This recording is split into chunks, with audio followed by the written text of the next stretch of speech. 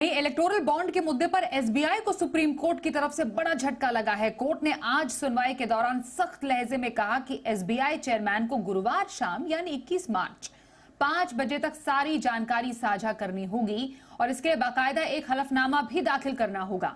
Supreme court ने कहा कि इस मुद्दे पर कुछ भी छिपाया नहीं जाना चाहिए, सब कुछ सार्वजनिक करना होगा। सीजेआई ने कहा फैसले में स्पष्ट था कि सभी विवरणों का खुलासा किया जाना चाहिए और कुछ भी चयनात्मक नहीं होना चाहिए।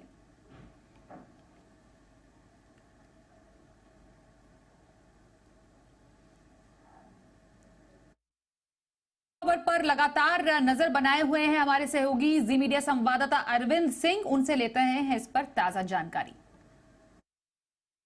देखिए, बिल्कुल सुप्रीम कोर्ट ने एसबीआई से कहा है कि वो 12 अप्रैल 2019 से लेकर 15 फरवरी 2024 तक चुनावी बॉन्ड से जुड़ी हर जानकारी, जिसमें बॉन्ड का नंबर भी शामिल है, इलेक्शन कमीशन को उपलब्ध कराए।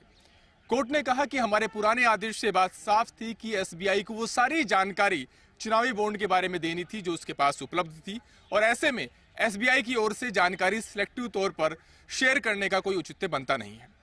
हालांकि आज सुनवाई के दौरान एसबीआई की ओर से वरिष्ठ अधिवक्ता हरीश साल्वे पेश हुए और उनकी तरफ से सफाई दी गई कि उन्होंने की तरफ से कोर्ट का आदेश समझने में भूल हुई है और एसबीआई सारी जानकारी साझा करने के लिए तैयार है। कोर्ट ने कहा है कि एसबीआई जो जानकारी इलेक्शन कमीशन को देगा, इलेक्शन कमीशन उसे तुरंत अपनी वेबसाइट पर डालेगा। साथ ही कोर्ट ने कहा है कि भविष्य में कोई विवाद की गुंजाइश न रहे, इस वजह से एसबीआई के चेयरमैन गुरुवार शाम 5 बजे तक हलफनामा दायर कर कोर्ट को इस बारे में अवगत कराएंगे कि सुप्रीम कोर्ट के इस आदेश पर अमल हो गया है और एसबीआई ने अपने पास उपलब्ध सारी की सारी जानकारी इलेक्शन कमीशन को दे दी है और अब कोई जानकारी को उसने रोका नहीं है।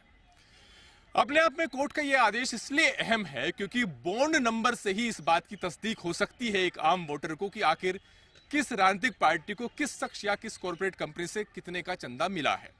अभी जो जानकारी एसबीआई की तरफ से इलेक्शन कमीशन को दी गई है, इलेक्शन कमीशन ने जो अपनी वेबसाइट पर डाला है, वो अधूरी जानकारी है। उसमें इस बात का तो जानकारी मिलती है कि आखिर किस शख्स ने कितनी अमाउंट का इलेक्टोरल बॉन्ड कब खरीदा और किस राजनीतिक पार्टी ने कितने अमाउंट का इलेक्टोरल बॉन्ड कब इनकैश कराया। लेकिन चूंकि दोनों जानकारियों के बीच मिलान नहीं हो रहा है और बॉन्ड नंबर नहीं है, इस वजह से एक आम वोटर इस बात की पुष्टि नहीं कर सकता कि आखिर किस राजनीतिक पार्टी को किस कॉर्पोरेट कंपनी या शख्स से कितने का। बिल्कुल, तो कुल मिलाकर सुप्रीम कोर्ट ने एसबीआई को कहा है कि 21 मार्च को शाम 5 बजे तक सारी जानकारी इलेक्टोरल बॉन्ड से जुड़ी हुई देनी चाहिए। पूरी जानकारी देते हुए हमारे सहयोगी अरविंद सिंह।